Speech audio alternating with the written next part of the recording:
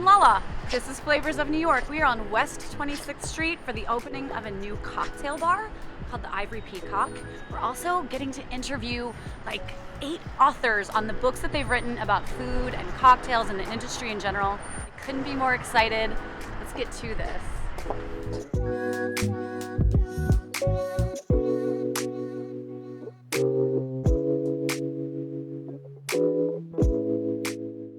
All of these drinks sound amazing. I am a tequila and a mezcal girl, so I think I'm going to go with the patio pounder.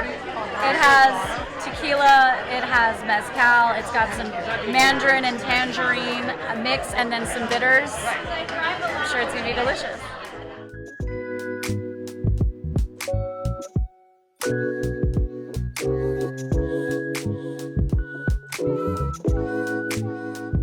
This is delicious.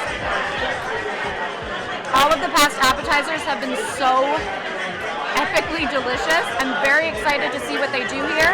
I do know that they have a raw bar in the back, and I'm a happy girl whenever there's oysters.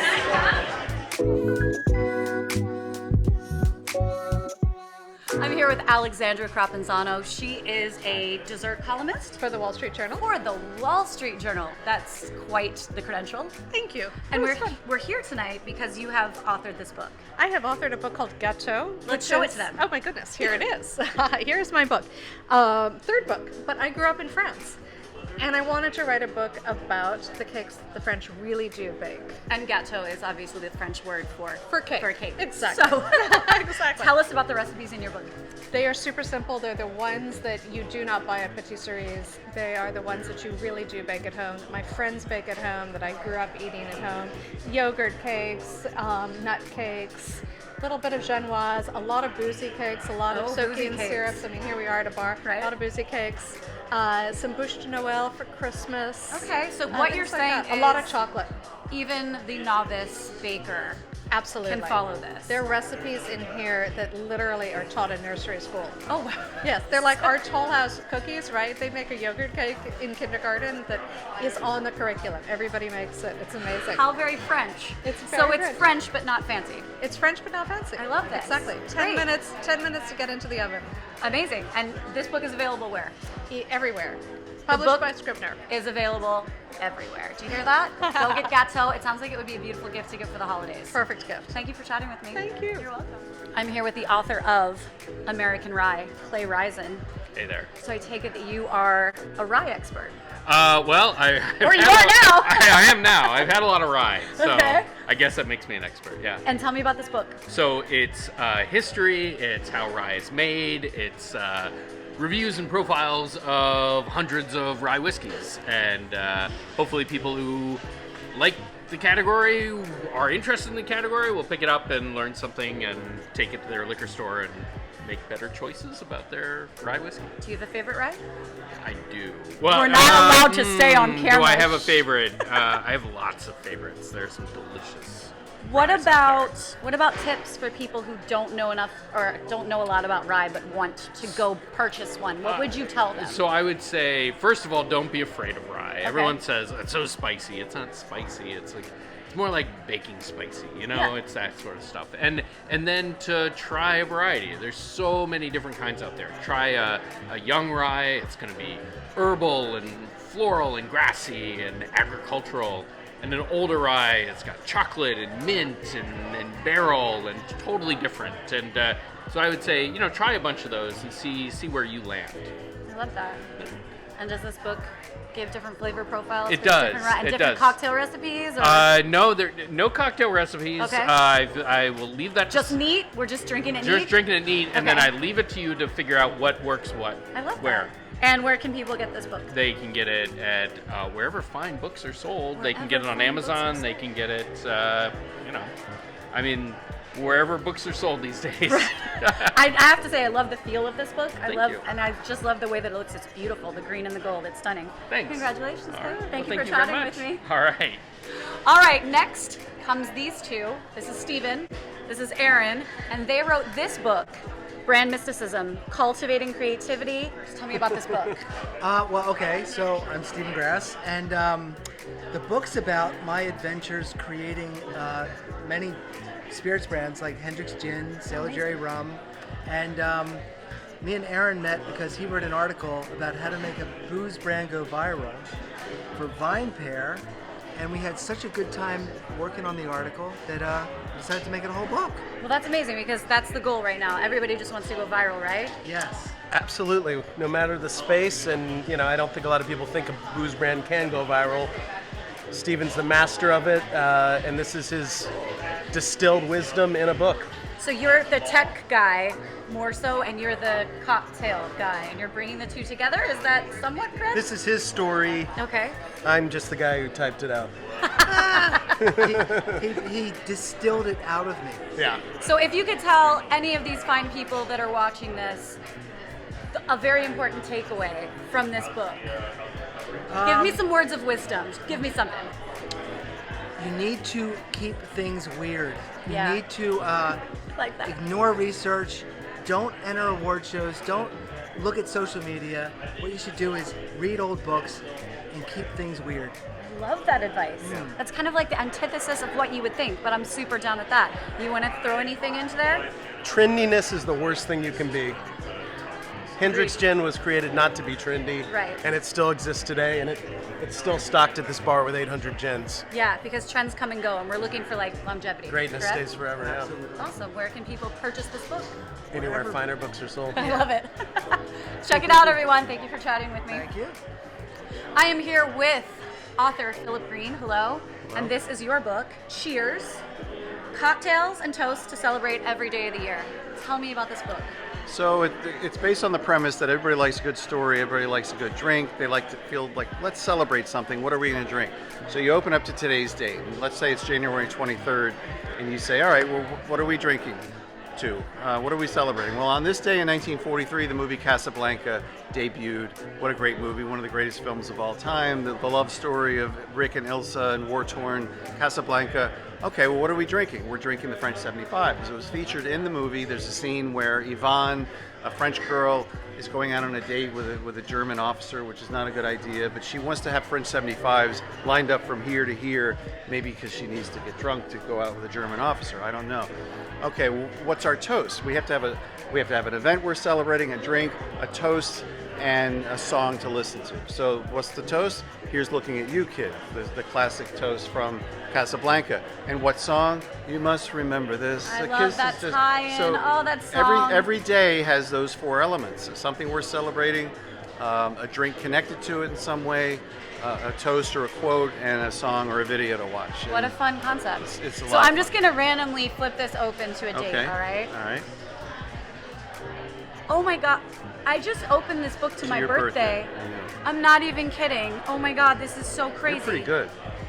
April 18th, the midnight. So we've got a So here's the variation event. on the Manhattan. Okay, So that was the Midnight Ride of Paul Revere. 1775. We have Yeah. the event, then we have the cocktail, we have the recipe.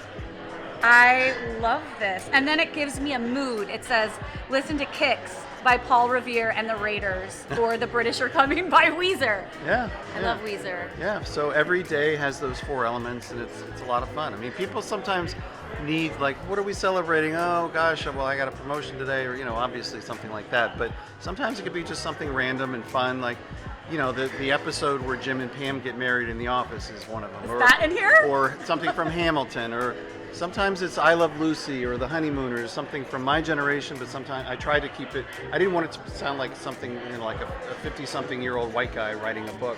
So I tried to have a very diverse and inclusive, content in there. So Well, it's a lot of fun writing. It sounds like a lot of fun. It's a and lot it of fun. also sounds like the perfect gift. And it's- since the holidays are coming, Yeah.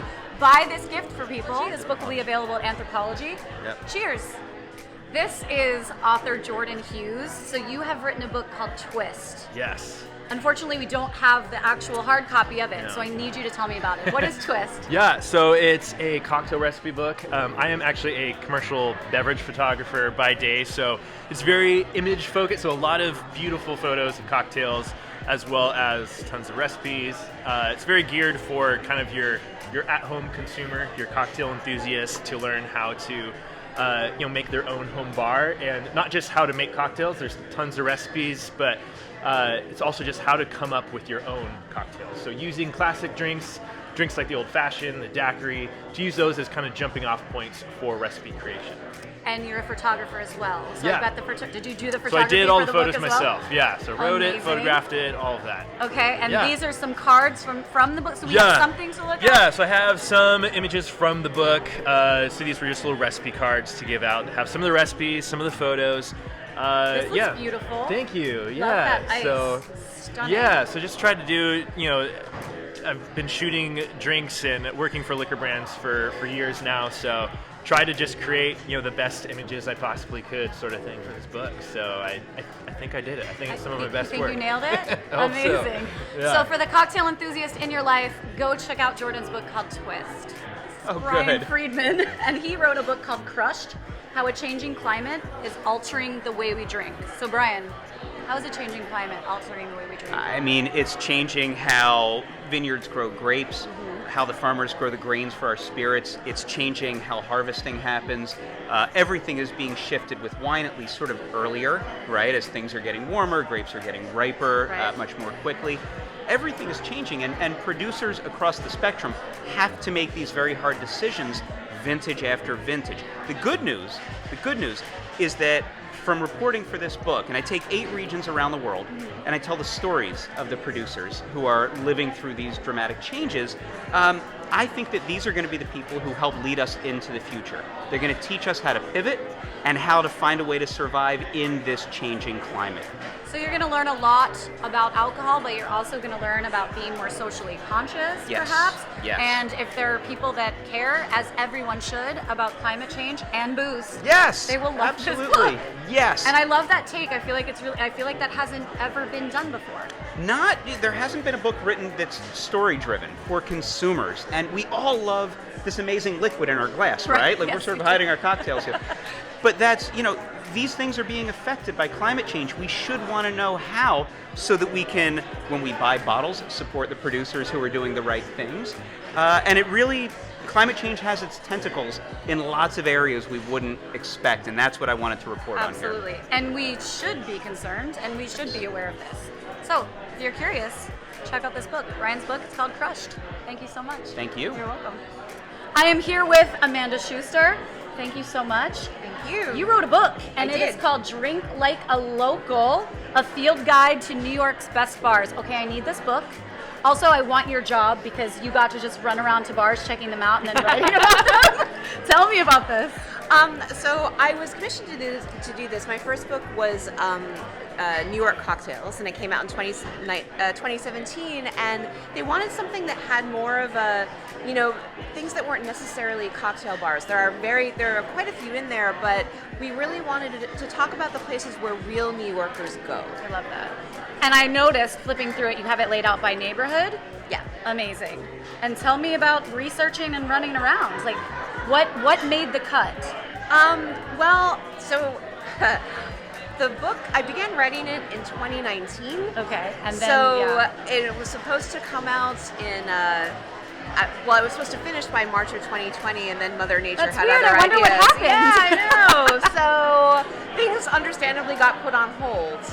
And so really my process I had done a lot of the research before then, and I was really thinking to myself, I wanted to really discuss underrepresented bars that, weren't always in top 50 lists. Yeah.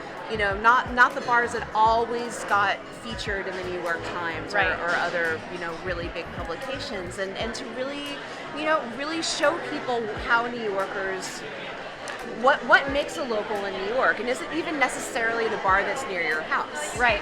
So quick question, and you don't have to answer this if you don't want to show favoritism. But if somebody's coming to visit New York and they have 24 hours, Oh, wow. what is the bar, or just one that pops into your head that you have to go to? Keen's. I love Keen's. It's a steakhouse. I don't even have to think about that. It's one of the oldest steakhouses in New York City, but the bar is also amazing. They have Yes. like the pipes, like Teddy Roosevelt's old pipes. And why are you picking that? I love that choice, but tell me why. Because it's so quintessentially New York. Yeah. If you're only going to be in New York for 24 hours, go to a real New York bar. Agreed. Something that's been here for a long time, something where, a place where real New Yorkers go, and also people who are not necessarily from New York. It's this great cross culture of the city where it's some tourists who just really want to go to a great steakhouse, and then people who are really from New York who sit at the bar all the time. What a great choice. I love that. Thank you so much for chatting. Go get Amanda's book, Drink Like a Local New York, and drink your way through the city. Thank you so much. Thank you. I'm here with Michael Anstendig, and he has written this book, Art of the Japanese Cocktail. The cover's stunning. The ice, Japanese do the ice so well. I remember watching a Japanese cocktail maker make the diamond ice. What an amazing process. Will you tell me about this book? Yeah, the book is a labor of love. It tells the story of Masahiro Urushido, who's the head bartender of Katana Kitten.